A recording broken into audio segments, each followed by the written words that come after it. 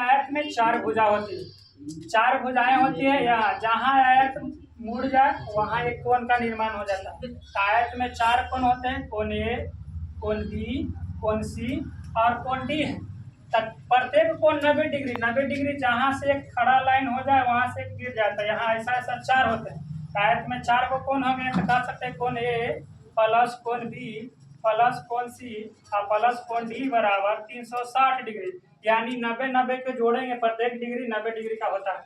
आयत का आमने सामने की भुजा आपस में बराबर होते हैं, यानी कह सकते हैं कि ए बी बराबर यहाँ एक BC, ठीक है। और अगला देखिए ये वाला भुजा यानी ए डी बराबर BC, ये आयत है। और देखिए आयत के आमने सामने की अगर कोई बोले परिभाषा तो 1 2 3 4 चार को रेखाखंडों से घिरी हुई बंद आकृति को आयत कहते हैं। आयत कैसा कैसा होता है?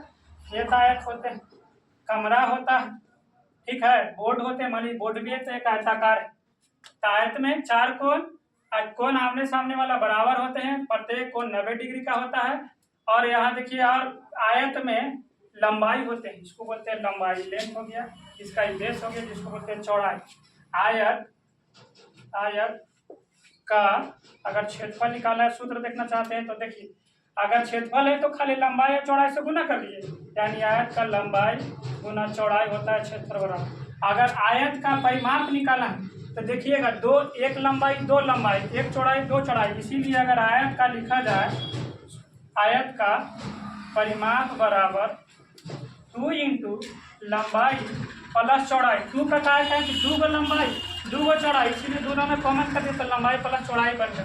अगर यही आयत का पूछे लंबाई, अब अगर पूछ दिया कि लंबाई है तो आयत की लंबाई बराबर क्षेत्रफल को ऊपर कर दीजिए और बटा लंबाई पूछ रहा है तो चौड़ाई से भाग दीजिए। अगर क्वेश्चन एक में रहता, अगर क्वेश्चन रहते कि आयत का क्षेत्रफल 120 सेंटीमीटर स्क्वायर, क्षेत्रफल स्क्वायर में होते तथा लंबाई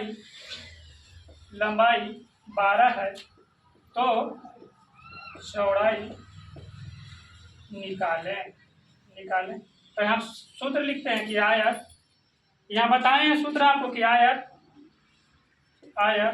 की अगर चौड़ाई निकालना है तो चौड़ाई का भी सूत्र लगाते हैं। बोले थे वहाँ कि अगर यहाँ अगर चौड़ाई मांग रहा है तो लंबाई से भाग देंगे, तो यहाँ लिखेंगे कि क्षेत्रफल और बटा लंबाई।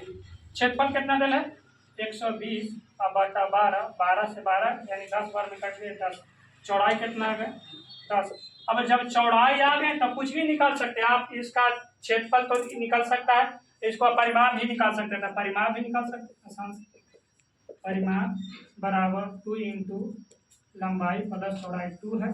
लंबाई आया है इसको में देल है, यहाँ आया है 10 और चौड़ाई दे दिया है यहाँ 12, दोनों के जोड़ दीजिए, 2 से गुना कर दीजिए, 12 10 22 बराबर 44। फिर से आयत में चार होते हैं, चार यहाँ प्रत्येक को 90 डिग्री का शॉर्ट लिस्ट है। यहाँ देखिए आयत में विकर्ण भी बनते हैं, 2 को विकर्ण जो होता है एक दूसरे का होता है।